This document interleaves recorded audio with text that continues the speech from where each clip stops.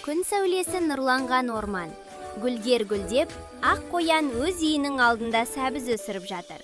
Ай, қандай керемет! Бұлар ормандағы ең үлкен сәбіздер болады.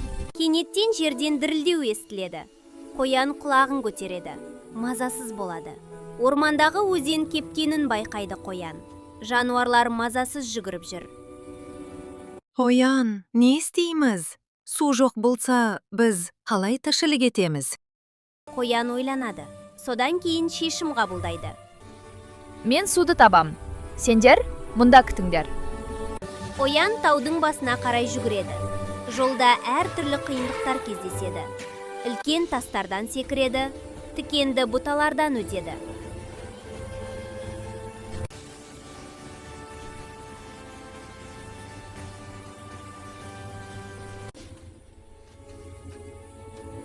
Ақырында тау басында үлкен тасты табады.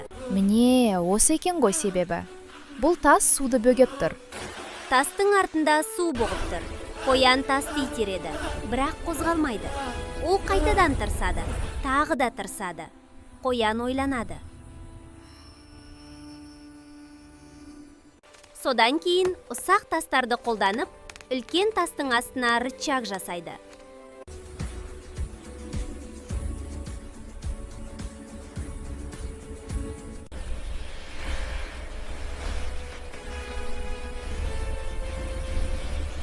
Бір, екі, үш. Барлық күшін салып итереді. Тас қозғалады. Су еркін ағып, өзен арнасына құйылады. Қоян орманға оралады.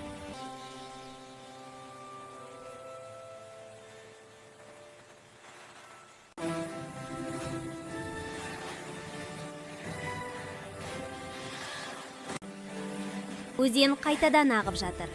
Барлық жануарлар қуанышпен су ішеді, және қоянды қошеметтейді. Рахмет! Қоян, сен батырсың. Қоян өз бақшасына барып сәбіздерін көреді. Сәбіздері гүлденіп тұр. Ормандағы достар бірге тұрса, барлық қиындықты жеңеді. Батылдық пен ақылдың көмегімен кез келген қиындықты жеңуге болады.